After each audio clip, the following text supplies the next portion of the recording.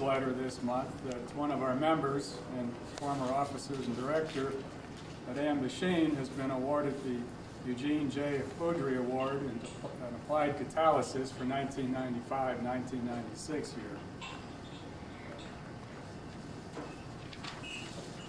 Moving on to another distinguished chemist, it's my pleasure tonight to introduce our speaker, Dr. Karl Mueller.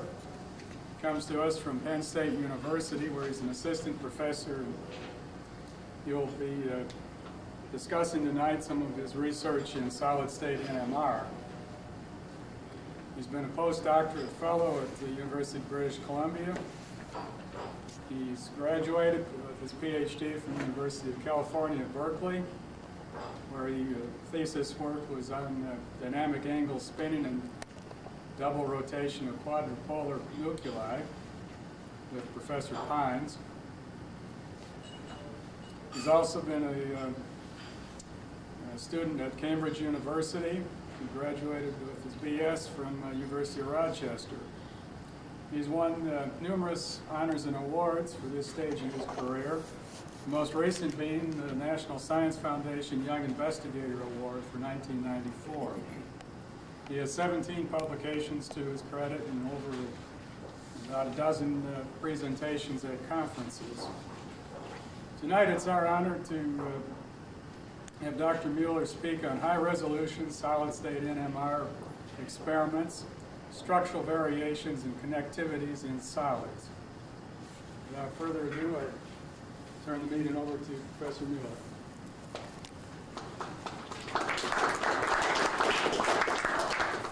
Thank you very much. I'd like to thank the organizers and anyone else involved for inviting me along to speak to you tonight. I had a really nice dinner.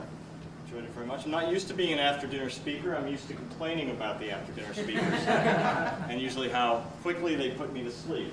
And so anyone who says sleeping tonight will be promptly awakened, if not by me, hopefully by your neighbors.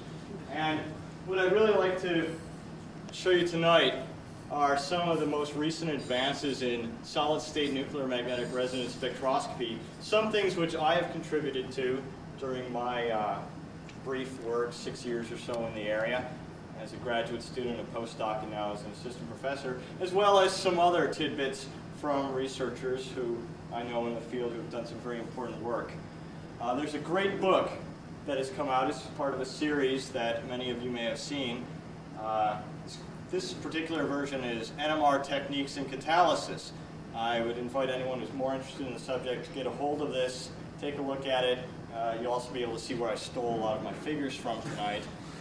But it's very inclusive, and it talks a lot about what's going on in the field, and it's written by a lot of NMR researchers who've all contributed chapters on their particular interests, and my chapter in here is about zeolites and aluminophosphates and the kind of NMR that we do on those. So what I'd like to do is cover possibly 4, but really in depth, 2 areas in which solid-state NMR can be useful to people in catalysis. So I'm really hopefully structuring a lot of this talk towards the catalytic community. Otherwise, I'll fall asleep very quickly.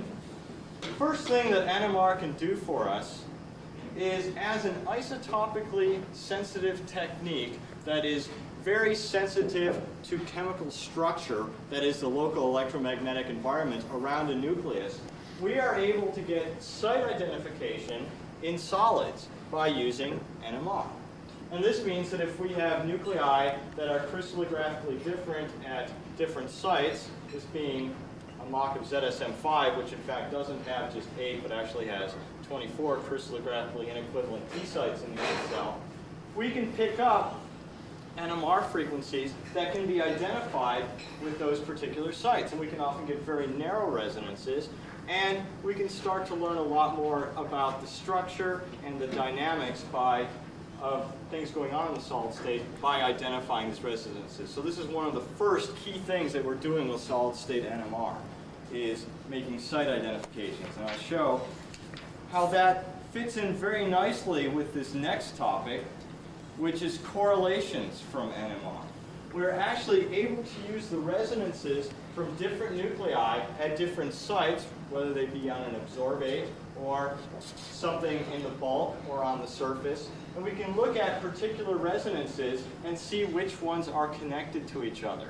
So this sort of correlation that we can get from NMR begins to tell us about things like absorption or reactions that are taking place in our systems. And therefore you can see something here like a resonance from this nucleus here, number 3, and this nucleus, number 5, will show up in a two-dimensional NMR experiment where we're able to map resonances in 2 frequency domains as some sort of cross peak, some sort of correlation between the two. And I'll explain to you a little bit about how we do that and about some of the interesting things that have gone on. The more minor topics, which I hope to get to near the end, and will be subsequently dropped if it's getting too late, too many people look like they're antsy to get out of here, are the study of dynamics using NMR. We can learn a lot from the nuclear spins about what's happening in the system as far as motion, as far as reactions that go on, and flow through the system. We can use rather sophisticated techniques that are related to NMR imaging to actually map diffusion through a system. And finally, imaging itself is a rather new NMR topic. Okay, the figure on the right in some way related to catalysis because this is a person's brain. We have to think a bit about it. We can map spin densities. We can also map differences in spin relaxation parameters that are related to the local environment of usually a liquid, such as water, within this complicated matrix. This is a rather bad picture, maybe it looks better from further away, of water in a silica sphere. Okay, this is a 3 millimeter in diameter silica sphere, and this is the water in the pores of that silica sphere.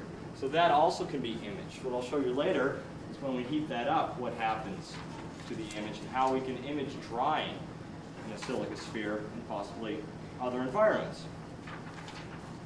I work mainly in the solid state, hence always giving myself the excuse, well, we can't always get narrow lines because we're working in solid state NMR. There's a fundamental difference between liquids and their NMR resonances and solids. And the difference is that in liquids, we have an isotropic reorientation going on the NMR time scale of the molecules or the atoms or the systems that we're looking at with NMR.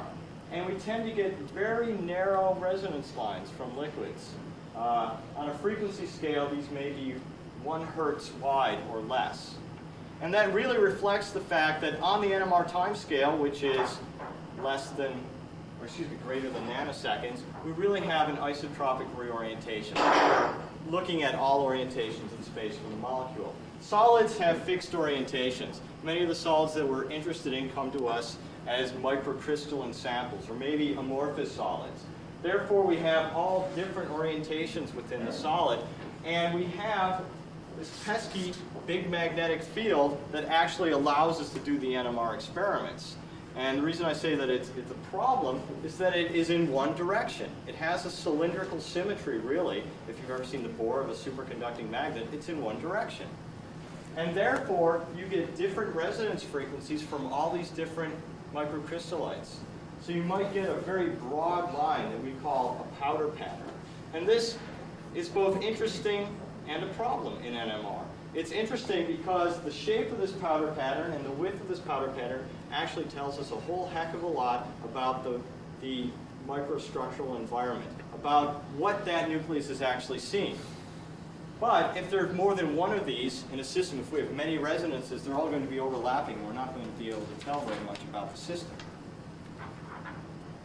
This is not a catalytic system, this is polyphenylene oxide, but this is an indication of some of the problems that we're up against.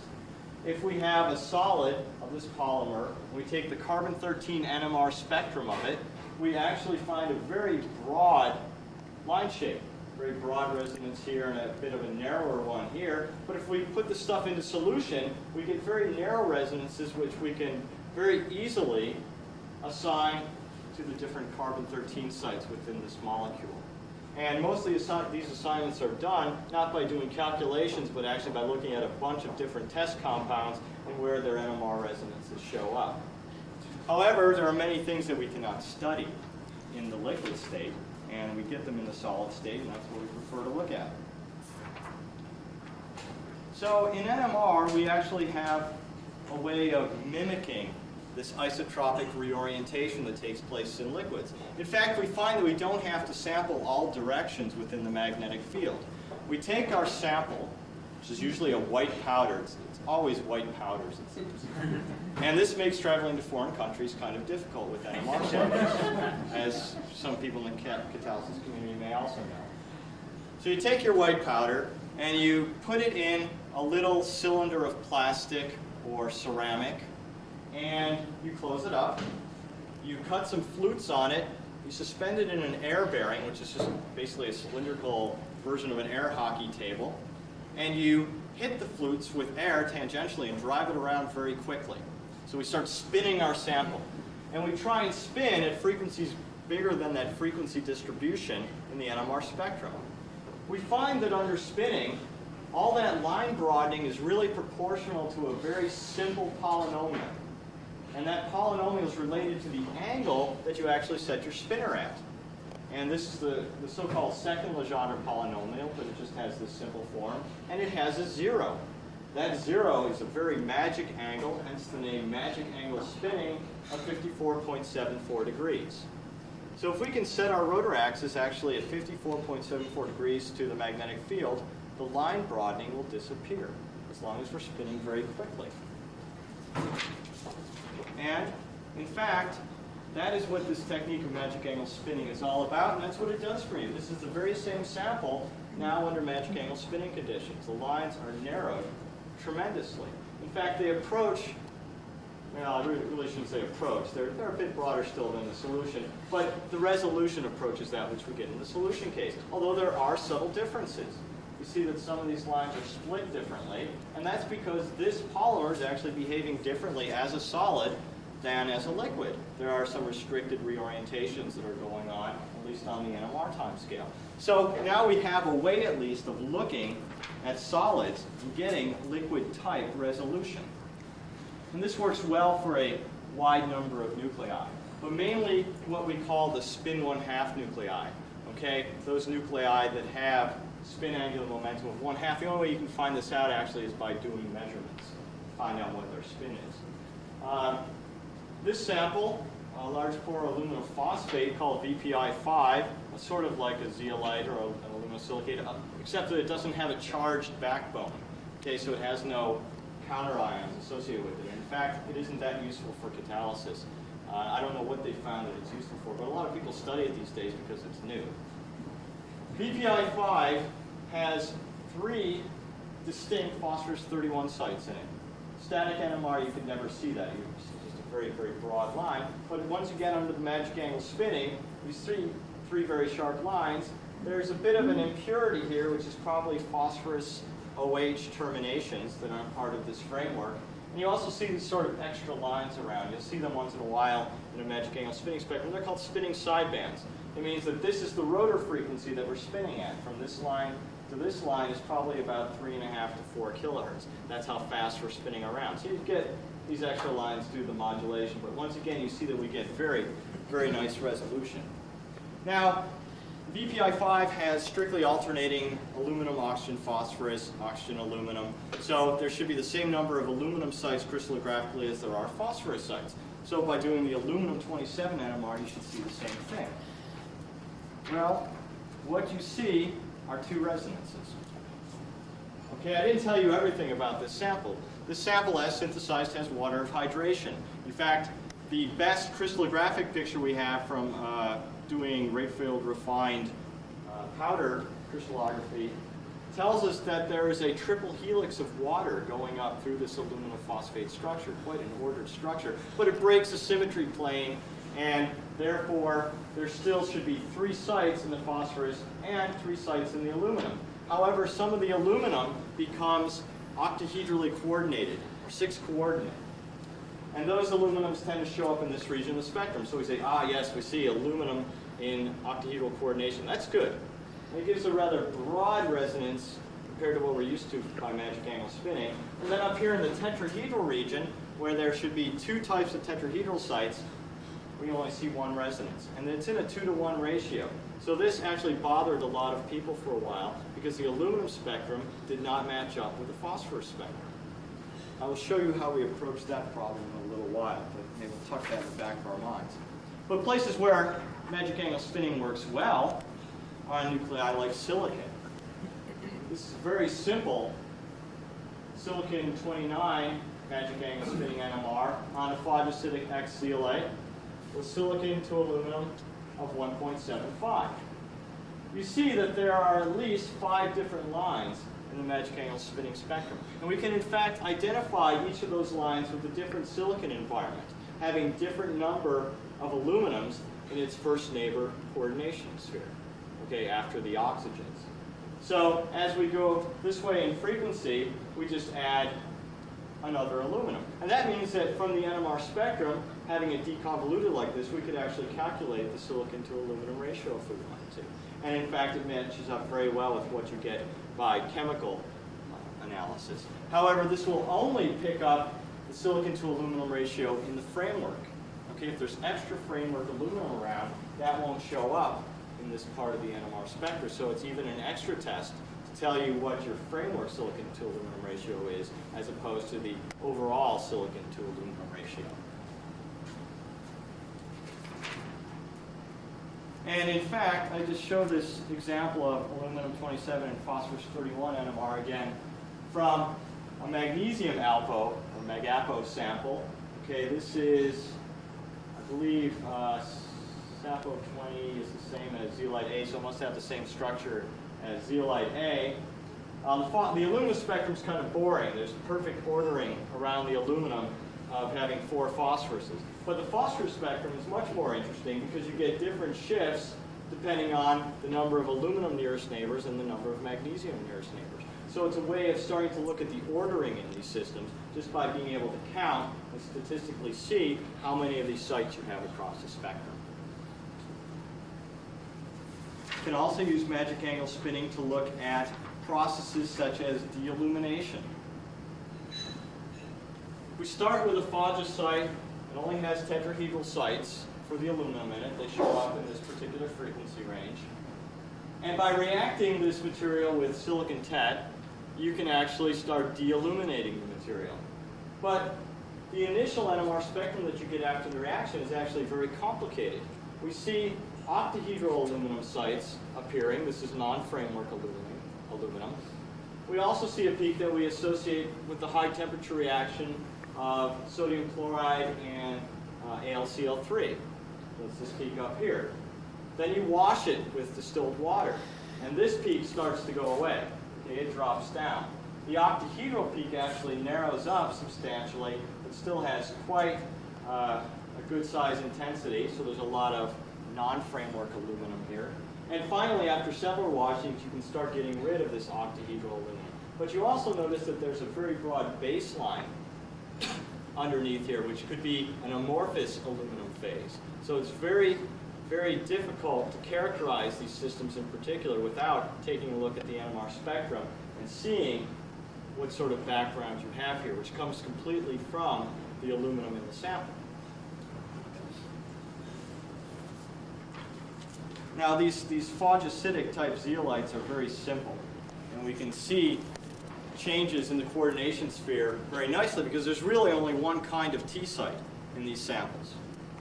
Okay, if you go to a more complicated zeolite like ZSM5, there are crystallographically inequivalent T sites. In fact, 24 of them in ZSM5. If you make a very, very crystalline sample of ZSM5 and deilluminate the heck out of it, just get as much, if not all of the aluminum out, you can get one of the most beautiful solid-state NMR spectra I've ever seen. This is from a solid, and it has liquid-like resolution. You get a deconvolution here down below of the 24 different T sites in ZSM5, a very narrow frequency range, as a matter of fact, that they're piled inside of. So now we've got this ability to really study the structure of zeolites like ZSM5 by looking at this NMR spectrum. So we're not just going to sit and look at this spectrum. Let's do something to the zeolite and see how it changes. Well, 24 T sites in ZSM5 means that the crystal structure is monoclinic, or the symmetry unit cell is monoclinic. Start loading paraxylene into ZSM5. And if you load enough paraxylene in, you see a change to an NMR spectrum that has only 12 lines. And this is the orthorhombic phase of ZSM5. And this has also been looked at by X-ray diffraction. You can follow some of these outlier peaks here from the monoclinic phase and from the orthorhombic phase, and just watch how they change as a function of what's going on inside the zeolite, the addition of the paraxylene. And this peak actually grows as you go up. So you can get a fraction of the unit cells in the sample that are orthorhombic versus monoclinic. And you can map that out as a function of loading. You can also do this as a function of temperature. In fact, you see the same sort of changes going on. So what you've got is an NMR-derived phase diagram for the addition of this paraxylene to ZSM5. And you can map out, as a function of temperature and as a function of the amount of paraxylene, the percent orthorhombic crystals that you have in this particular sample. So now we're beginning to be able to go beyond just structural information on a simple sample to one that has some sort of chemistry, or at least some sort of physics by ramming in paraxylene, something going on inside it. We can follow through the NMR spectroscopy and actually see what's going on. This work on ZSM5, I should say, is work by Colin Fife's group, probably when he was still at University of Guelph. He then moved on to British Columbia, and that's where when I spent time with him, up there doing that. There are a lot of other nuclei in the periodic table.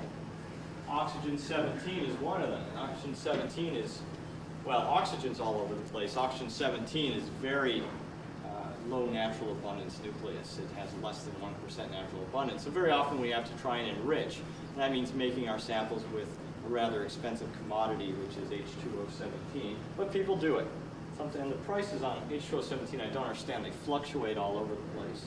I never really understand when they're going to go up and when they're going to go down, or I make a killing.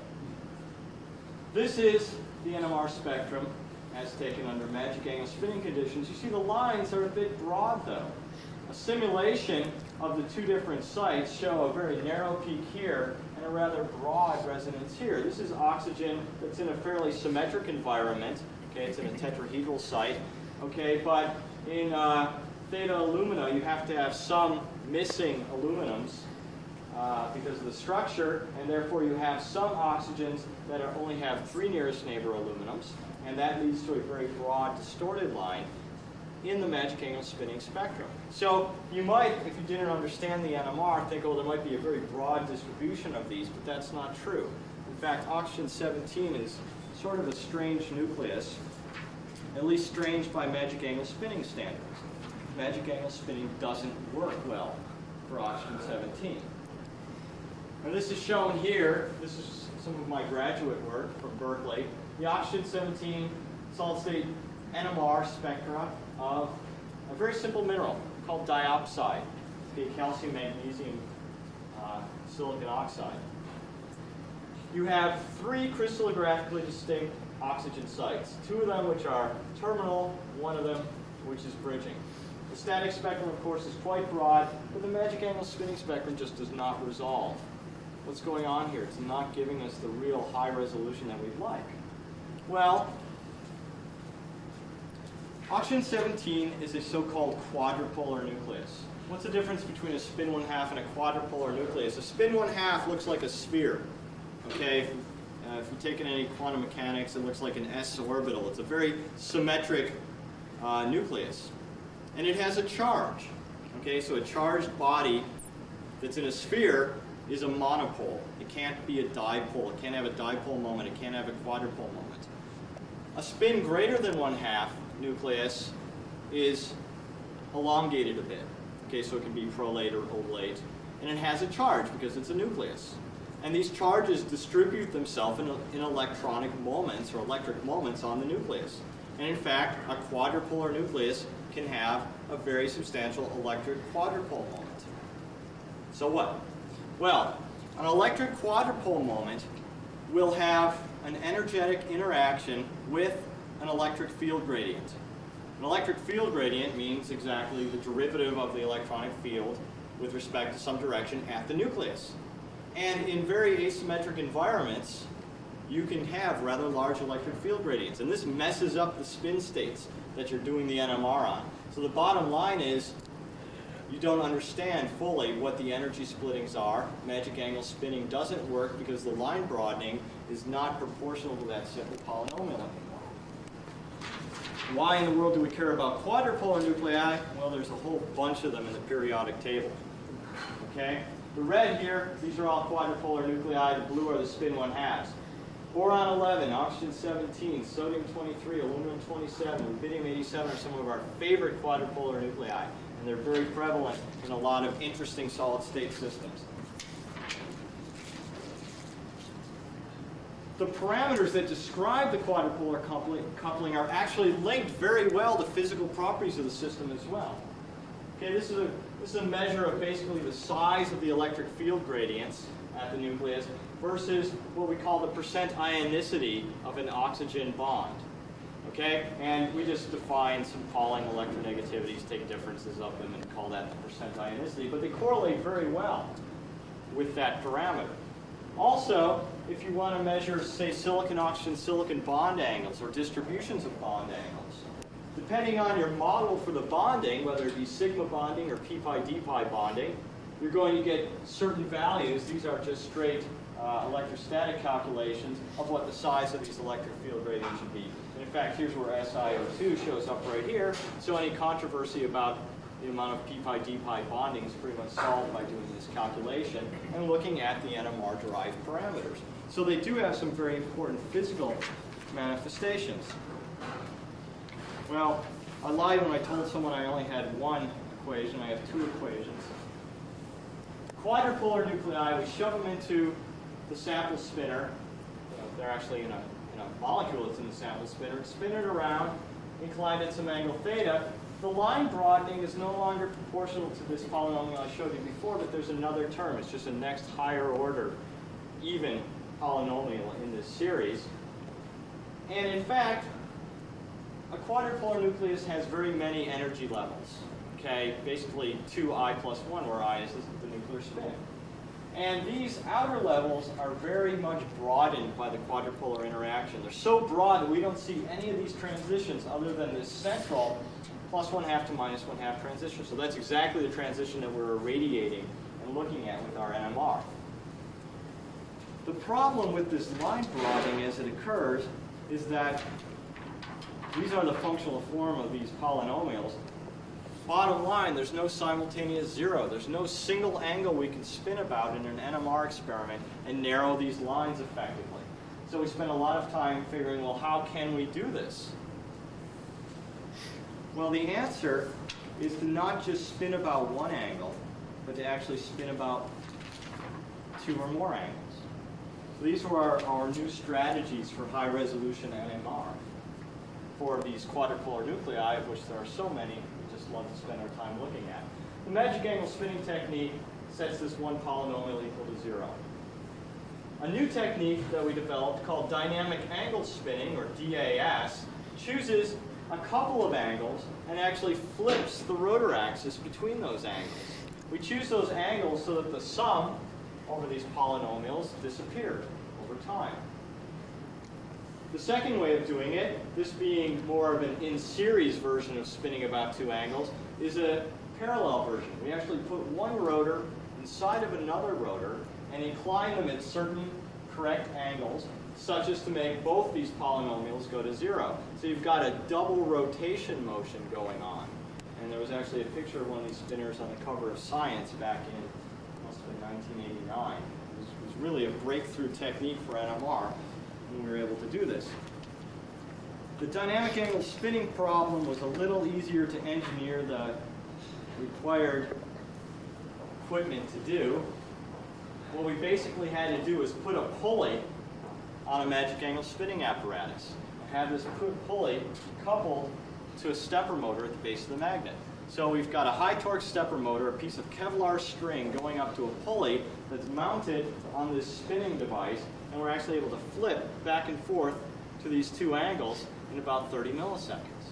So it's quite effective for doing that. But the proof, I just like showing off this picture because it's such a neat probe, and we build these things in our lab. This is the dynamic angle spinning spectrum of the same stuff. And these are now very sharply resolved resonances from the three kinds of oxygen. So now we've moved oxygen NMR down into this realm of almost liquid state resolution. So we can actually get resolved resonances and see distinct crystallographic sites. The double rotation experiment, as I said, you have to pick a few different angles. One is a zero of the second polynomial. One is a zero of the fourth order polynomial. There are actually commercial companies that make these probes, charging about $55K a piece for them. That's why we also try and build them ourselves. This is a schematic of what one really looks like. Okay, we have to have a mechanism for bringing spinning air into the inner rotor, get him whirring around at 5 kilohertz. Then this big rotor gets mounted in another stator system, and he's going around at 1, possibly 2 kilohertz at best. So a rather slow outer motion in order to pick up this full double rotation motion. The taxpayers of America, though, have gladly, maybe not knowingly, started shelling out money to buy these probes at $55,000 a pop. In fact, some oil companies have them as well. This is that VPI5 spectrum that I showed you earlier. Okay, we had the tetrahedral aluminum and the octahedral aluminum sites. Only with the double rotation technique are we able to pick out the fact that we do have two resonances here down in the tetrahedral region and this one resonance down here in the octahedral region. So finally we're able to get the same resolution, or the ultimate resolution that we saw in the phosphorus spectrum, being able to see all three crystallographically distinct sites. VPI5 is kind of interesting. You can reversibly take the water in and out. You just heat it up to about 60 degrees in vacuo, the water comes out. You saturate the atmosphere with water, the water comes right back in, forms the same triple helix structure. What should happen when you take the water out? This peak should disappear, the crystal structure goes back, or it gains its plane of symmetry. It should have tetrahedral sites in a 2-to-1 ratio. And in fact, that's what you see with the double rotation spectrum. The dehydrated sample up top, magic angle spinning tells you nothing about those two tetrahedral sites. Double rotation, 2-to-1 ratio. Now, the most interesting thing. Let the water back in really slowly. Okay? This is a couple days later. This is 23 days later, just letting it sit in the sample spinner and reabsorb water from the atmosphere. What you see is a very complicated array of peaks down here, which even gets more complicated the more water goes back in. Okay, finally, if you let this go long enough, it's going to come back to the point where you have two tetrahedral and one octahedral. You see the octahedral growing in slowly. We have no idea what's going on in this particular region. This is really complicated. If you think about it, it's a simple process, the reabsorption of water into a system. But we can show with the NMR how complicated it really is, and we haven't even begun to unravel it. People postulate all over the place as to what's going on. But the absolute ability to look at a molecular level process like the reabsorption of water by just listening to what the nuclei have to say is rather amazing. I think one of the greatest showcases of this particular technique, as it is, because you could not do that with magic angle spinning. Okay, so that's ending probably the biggest part of the talk, which is on the site identification. The next thing that I'd like to talk to you a little bit about is this idea of getting correlations from NMR. Nuclear spins in a magnetic field have certain energy levels. Okay, and that's what we look at the transitions between those energy levels when we're doing nuclear magnetic resonance experiments. There are also couplings between spins due to a few different mechanisms. One of them is an electron-mediated interaction called the J coupling or the scalar coupling. It tells you about bonding networks. The second is a spin-spin or a magnetic moment dipolar interaction. So just by the fact that we have two magnetic dipoles, one might tend to flip, thereby flipping the other. They might tend to flip at the same time, back and forth. They can exchange energy in this way. Those are the two most important interactions we have for actually figuring out correlations or connectivities in NMR. So we can use these couplings, the J coupling and the dipolar coupling. In fact, these scalar couplings are used by biochemists and biophysicists all the time to do what they call correlation spectroscopy or cozy experiments. And this is the reason why, well, maybe a reason why your prescription drug prices are going up all the time. Most big biotech firms own these huge NMR spectrometers, which they use to get pictures of basically the configurations or the structure of molecules in solution. They do a lot of two-dimensional and multi-dimensional NMR work. And this is a rather expensive thing. A lot of drug companies are also looking at structure-function relations with drug binding sites, etc., by using these sort of scalar couplings. We don't go anywhere near that far in solid-state NMR, but these are techniques that in the liquid state are really, really well understood and heavily used. However, we have much more meager goals, maybe. We'd like to take a look at something like a zeolite, where there are some scalar couplings between, say, silicon-29 nuclei that occur in pairs of about 10 hertz, which is a good size for a scalar coupling. It means that if you had an NMR line in a liquid that was 1 hertz wide, you'd see it split into two lines with the 10 hertz splitting between them, for anyone who's ever done any liquid state NMR. This particular zeolite, ZSM12, has 7 tetrahedral sites in its unit cell, and it has 9 different T-site connections. In other words, silicon 2 and silicon 4 here, as I've got them labeled, are connected to each other through an oxygen bridge. So there's a chance that there are J-coupled nuclei there. So we should be able to see them. How should we be able to see them is in a two-dimensional NMR experiment. In the old days, you had a magnetic field and a frequency source. You swept one or the other until you hit a resonance condition. And you had a balance bridge connected to an XY recorder, which when you hit that resonance connection, or that resonance condition, went out of balance, gave you a voltage, and you saw a spike, and that was your NMR peak. That's called continuous wave NMR. We don't do that for the most part anymore. It's much more efficient to take your spin system and just smack it really hard with a radio frequency pulse. And this excites all frequencies at once. It's like the difference between hitting a piano key one at a time and throwing the piano out the window. Okay? You hit it with all the frequencies at once, and then the spins resonate back at you in time. You do a Fourier transform of the signal, and you get the signal in the frequency domain, which is pretty much exactly the same as the spectrum you would have got if you swept the field or swept the frequency. So this time domain NMR can be used in a two-dimensional experiment to get this connectivity information. In other words, you hit the system with a pulse of radio frequencies. That's what we build. We build a radio station that can put out a kilowatt pulse for 10 microseconds. Slam it into the nuclei resonate for a while. If they're connected somehow to another nucleus, by applying a second pulse, we can get the magnetization from one nucleus over to another. So they've talked to each other through this scalar coupling. And then we detect its frequency in the second time period. A two-dimensional Fourier transform, which means just Fourier transform this guy and then those guys, gives you a two-dimensional mapping. And in one dimension you see one of the frequencies, and in the other dimension you see the other frequency. And if you have resolved lines in both spectral dimensions, you'll get this showing up as cross peaks between those lines.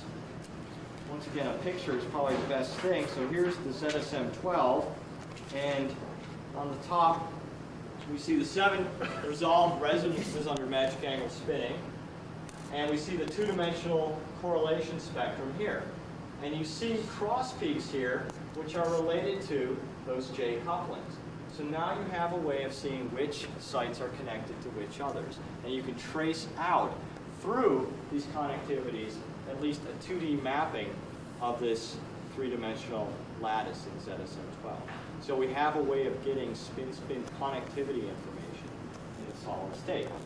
And this is Colin Fife's work again. Colin went on then to take things like ZSM5 and put paraxylene back in and watch the connectivities change even as you did this two-dimensional NMR experiment with the new samples.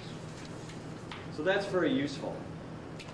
What my group is specialized in more is using the dipolar coupling. The interesting thing about this dipolar coupling is you don't have to have any bonds between the nuclei. What you need is proximity. The dipolar coupling drops off as 1 over the distance between the nuclei cubed. Therefore, nuclei that are twice as far away are only going to have 1/8 as strong of a dipolar coupling. So you can really use it for distance discrimination in solid-state NMR experiments.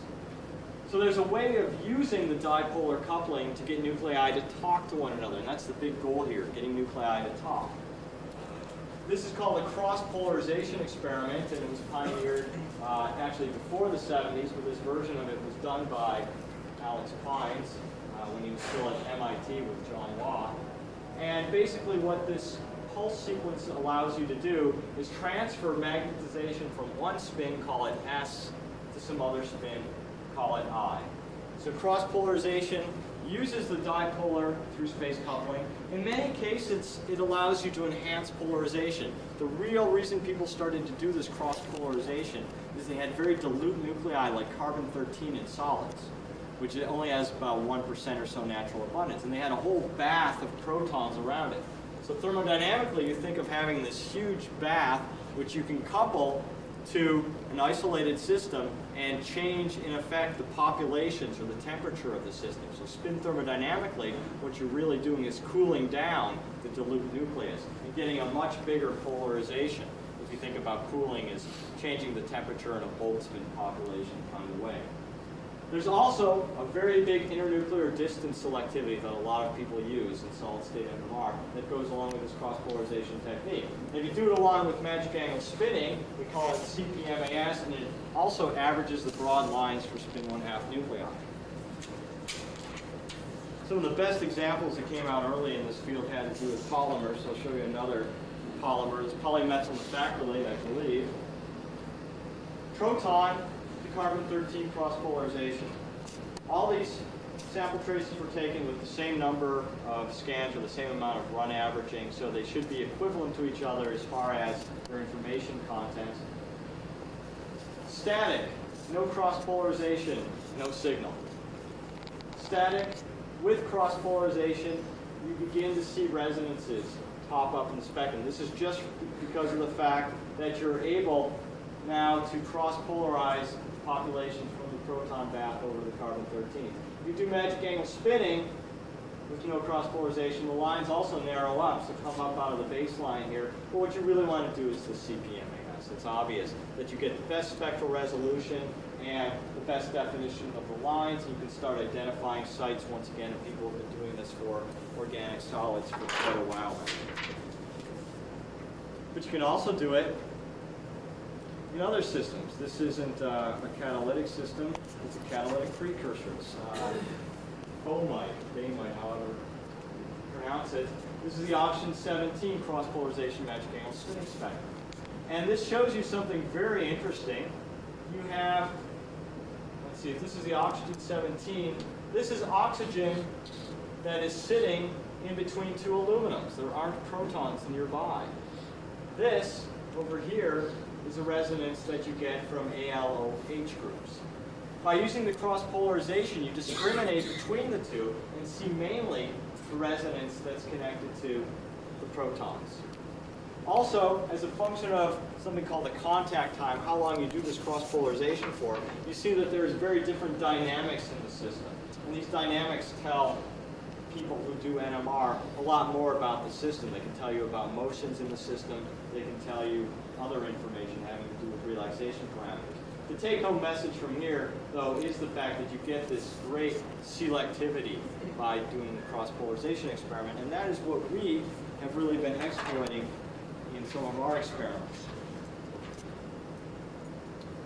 Here's work done by Morris and Ellis, late '89. They, in fact, wrote a chapter in this book. That's where I gleaned this from. It's kind of interesting. Start off with partially dehydrated alumina. Do a cross-polarization experiment from the protons to the aluminums. The only aluminums we're going to see are those which have protons nearby. So this is actually the surface of this partially dehydrated alumina showing Bronsted acid sites. We get an aluminum resonance right here. If we deuterate the whole sample, which means we've wiped the surface clean of OHs at least, we get no signal from cross-polarization, which means there are no protons left around or any interstitial protons that are contributing initially to this signal. Then we put pyridine down on the surface. They put pyridine down on the surface. And you cross-polarize again, but now you're cross-polarizing from the protons on the pyridine to the aluminum. This is no longer a Bronsted acid site that you're looking at, it's a Lewis acid site, because that's where the pyridine, for the most part, should be taken up. And in fact, the lines are quite different. They're different in shape and they're shifted a bit. So this is an NMR view of the difference between Lewis sites and Bronsted sites. In fact, they had to also do it with N15 enriched pyridine, because sometimes N14 can give you a rather broad NMR spectra if it's next to the nucleus you're looking at. That's why at the top they show this PDA with N15 pyridine gives the same spectrum, pretty much.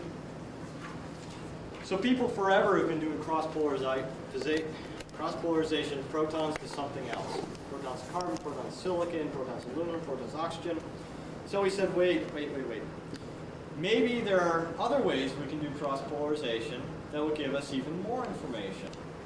There are a lot of nuclei around in a condensed phase, in a solid like this VPI5. We should be able to get to talk to each other with this dipolar coupling. So we tried to do quadripolar to spin 1/2 cross-polarization, mainly between, say, aluminum and phosphorus nuclei, and it worked. It worked very nicely.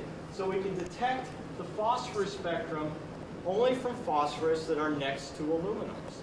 And we can detect the aluminum spectrum only from those aluminums that are next to phosphorus. Now, this is a very simple system because of the ordering, but I think you can see the advantage to the selectivity that we get in this kind of experiment, and being able to detect those nuclei only that are next to each other. And for the NMR aficionados in the audience, I'll say that spin diffusion is not a problem. So we're actually able to get talking between these two nuclei very nicely.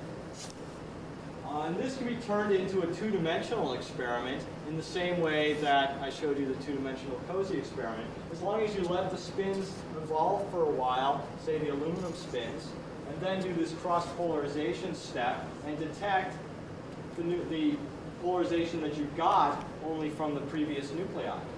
And by doing the same sort of 2D techniques, you can do a 2D mapping of the resonances in something like the VPI5. So all the cross peaks you see here, except for the ones associated with sidebands, in fact come only from having connectivities between the aluminum and the phosphorus. So once again, we're able to start mapping out these sort of spin connectivities. A little bit about dynamics.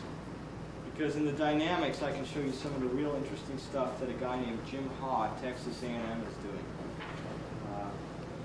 Jim has put together some strategies for actually doing in situ NMR. So they actually have their reactor bed, be that as it may, inside of an NMR coil. And you can think about flowing gas in, taking a look at the static NMR spectrum. It's not so good though. You might possibly want to do magic angle spinning at the same time. So he's actually developed an apparatus for having a system down in a magic angle sample spinner, pumping in gas, opening up the spinner, letting some gas in, closing it back up, taking it to his magnet and doing magic angle spinning, while at the same time, say, raising or lowering the temperature. In this way, he's able to do in situ NMR. Now, what you'd really like to do, possibly, is have gas flowing into an MAS spinner. And I've actually seen at conferences some ideas that his group has had with making one of these spinning devices and actually having a flow of gas through it at the same time. It's really amazing to take a look at. I don't have any of that data to show. I don't know how far along that kind of work is. But he's able to do in situ measurements of, for the most part, getting site identification within a catalytic reaction. So this study of some of the work that is related to methanol gasoline chemistry, he basically has HZSM5. He puts in methanol. He sees resonances at first just from the methanol that's absorbed. As he raises the temperature, he starts to see some dimethyl ether. And as he goes up further in temperature, he sees a bit more. And he also sees something very interesting. He sees different sites for absorbed and gaseous species, which means that you really have to take them both into account in this particular system, at least that he's looking at, as being present for carrying out of this chemistry. What's really interesting is he did a study of putting methyl iodide down on cesium X. And when he puts methyl iodide down in the carbon-13 spectrum, he sees methyl iodide peak and also a peak that he can only identify as an absorbed methoxy site. So as he raises the temperature, he gets finally a little bit of ethylene production out here, more and more. And by the time he gets up to 523 degrees K, it has oligomerized and given him basically hydrocarbons. That's all I can say about this particular region right here, is that this is chains of hydrocarbons. So he's able to follow in situ the chemistry along, but he's doing carbon-13 magic angle spinning. So this whole thing is spinning around at the same time, and he's raising the temperature. So it's some very, very elegant experiments. The other thing I wanted to show you is that there are also methods that people use to measure both self-diffusion constants, or coefficients, and concentrations as functions of time in non-equilibrium systems. This is just the conversion of cyclopropane into propene over sodium X. They're able to measure with what are called pulse field gradient techniques diffusion constants, which they can map out as a function of time. And very interestingly, once again, they can take a look just at concentrations by just looking at these resonances and having site identifications for them. So this is starting really to be a useful technique. I'm not one to judge exactly the usefulness of some of the chemistry. You might be able to tell me a little better about that. And finally, the last couple slides are going to be on imaging. I told you that this was a silica sphere with water in the pores. Okay, so it seems to have certain porosity in the middle. It's much more concentrated at these particular ends. It's a 3 millimeter silica sphere, and it's a slice. You don't take a slice through with a razor blade or anything. You just select out that slice by doing the NMR experiment correctly. A slice that's 0.7 millimeters thick. So you can start raising the temperature or just leaving it in the air to dry, which I guess is what they did here. And the water starts to leave. But it just doesn't evaporate starting at the surface and going down. It actually seems to leave certain areas first, move across the center of the sphere, and then finally leave this ring up top. So it's a much more complicated procedure than some of the most basic models of drying of spheres would tend to tell you. And you can do that directly from the NMR imaging. And finally, something that's very interesting is the ability to image flow. This is more of a chemical engineering problem. It's the flow of water through sintered silica. And the size of the images above each particular place on the sphere are actually related to the z component of the velocity, z direction being the flow direction, through this sintered silica. So you can actually do flow-sensitive imaging that will pick out how fast things are going. And people have also, in human systems, they've been able to map flow in blood vessels and into the heart and out of the heart and things like this. But this is becoming a materials engineering application least. So I just wanted to leave you with that. That's not really doing solid state work, it's more liquid state work, but hey, it's interesting. Finally, I'd like to acknowledge at least the people that have done the work on my end. A lot of collaborators from when I was up in British Columbia, including Professor Colin White, people that gave me lots of money to stay up there and do it since it's such an expensive place to live. Penn State University, which is now my home right here in the center of Pennsylvania. My quite competent postdoctors going off into the biotech world. 3 very, very good graduate students and some very nice funding sources. And I thank all of you for spending your night here listening to me, and I'd be happy to answer any questions.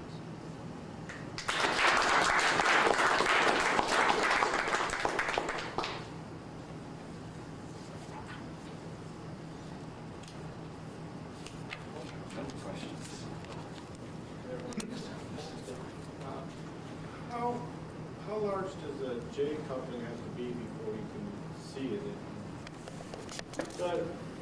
It really depends somewhat on the line width, the intrinsic line width of the spectrum. In the silicon spectra, in fact, the J coupling is just about the same order of magnitude as the line width, which means then you can start seeing it in the cozy experiments. You've got a relaxation problem. Spin-spin relaxation that comes into effect, something we call T2 in NMR. That limits the amount of time you can let these couplings evolve. So it has to be about on the size of the intrinsic line width. Now the intrinsic line width, though, is not always the same as the line width you see, because the line width in NMR is sometimes caused by a distribution of, say, chemical shifts over a site. So it's really the intrinsic line width of any one of those sites. So I'd say 10 hertz and 5 hertz is really pushing. In some J couplings, it's all included. Full experiment with silica, was that water? Yes, Was it that was what we sintered were- silica. Yes, it was water flowing up through it, as far as I understand. Could you also do other things? Oh yeah, as long as you've got anything you get a good NMR signal from. A lot of people do xenon imaging, even oxygen 17 imaging. Yeah, we could image a lot of things flowing, and a lot of people spend a lot of time doing it. Could you distinguish 2 different compounds flowing? Yeah, if they have different enough chemical shifts, that would be no problem. In fact, you can do multinuclear imaging. You can image the oxygen 17 at about the same time you're imaging the protons. It's possible with multinuclear imaging. It's all, the technology is really there, because anything that the medical community takes over is always tons of money going into it. NMR imaging is a beautiful technique, but it wouldn't have gone anywhere until the big boys, big bucks started. Since we started paying for it through our HMOs. You can get anybody to explain it to you. Your drying experiment with the sphere is well known Okay, in the catalyst industry. okay. I The took. problem is I getting took- somebody to talk about it. Okay, that's fine. I took what I read in the book actually, and it said this is really not shocking, but different. And if you're, I will leave it to the experts on these matters. Can you deconvolute the proximity coupling from the J coupling? From the isotropic J coupling, yes, there's an anisotropic component to the J coupling that you cannot always deconvolute. It's a spin problem that people have been thinking about for years. What I'm trying to do these days is actually use these dipolar couplings to get spin-spin distance mappings, basically spin-spin radial distribution functions on very simple NMR experiments. And I think we've got some good ideas on how to do that. It's related to what was the rage for a while, something called zero field engineering. People spend time evolving without a magnetic field and then put it back into the magnetic field. Because you only get an evolution under the dipolar coupling, which is purely distance dependent. So if you pull off these dipolar couplings, you've got a dipolar map, then you've got an inverted, you invert that and you get a distance map. Well, I'm just wondering, you showed some interesting work where you could actually identify a site by this interaction between the adsorbate and the surface. Do you ever see in the future where you might get a configuration of an adsorbate? Well, people do that. People get distance. Actually, Charlie Slichter at University of Illinois spent a lot of time looking at diffusion on surfaces, looking at absorption on surfaces, getting distances on surfaces. Very nice. And we're interested actually in some of that as well. And they're all related to actually getting out these dipolar coupling distances. We've worked out a mathematical formalism, which is related to solving some rather difficult kernels of integrals. Those kind of interesting equations that I actually don't understand a lot about, so I have mathematicians help. But I think we're on to how to maybe get distance information out of this kind of decays. Are we talking about distance between sites, or are we talking about strength of absorption? Configuration of absorbing on the surface. I mean, you can even get that in part from if you have a, you want to know whether it's sitting in a void or up on top of an atom. I mean, you might even get that information about the strength of the couplings. Nice models. But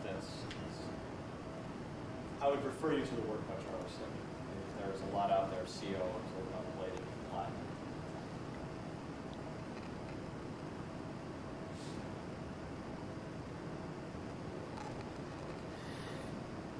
Well, I wish you all safe trips home.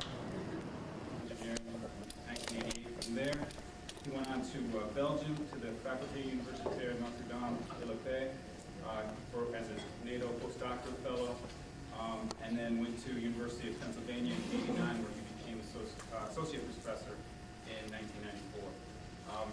Today, Professor Vos is going to talk to us about the relationship between the structure and activity of metal oxide surfaces. Thank you. I'd also like to thank Barbara for inviting me to give a talk. See if I have any better luck with the laser.